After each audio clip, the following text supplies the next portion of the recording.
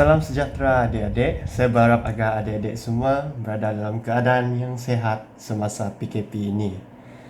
Nama saya Rafilino Roni dan saya akan mengajar adik-adik dalam mata pelajaran matematik.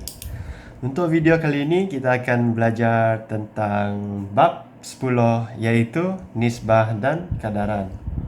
Setelah tamatnya video ini, saya harap adik-adik faham tentang mata pelajaran ataupun subjek ini dengan jelas dan dapat menjawab peperiksaan yang akan datang dengan cemerlang.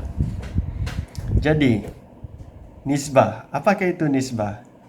Nisbah merupakan perbandingan antara dua kuantiti yang mempunyai nilai yang sama. Dalam singkatnya, nisbah merupakan perbandingan dua unit yang ditulis dalam bentuk A kepada B atau A per B. Yang dua titik ni kita disebut sebagai kepada.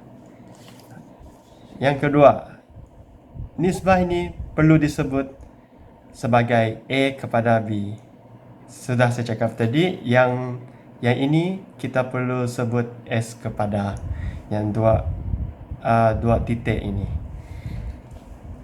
Okey, yang ketiga, nisbah perlu ditulis dalam unit yang sama dan ia perlu ditulis juga dalam sebutan termudah dan tanpa unit.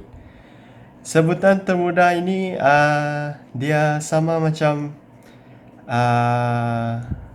pecahan juga. Dalam pecahan kita perlu menyatakan dalam sebutan yang termudah. Contoh 2/4.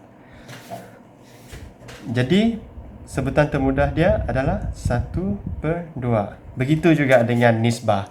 Nisbah kita perlu tulis dalam sebutan termudah. Contohnya 2/4 kita perlu tulis sebagai 1/2. Okey. Tanpa unit. Tanpa unit saya akan bincangkan dalam sesi yang seterusnya. Jadi, semua nisbah, semua perkara yang ditulis ini adik perlu ingat dan perlu hafal supaya adik dapat menjawab soalan nisbah.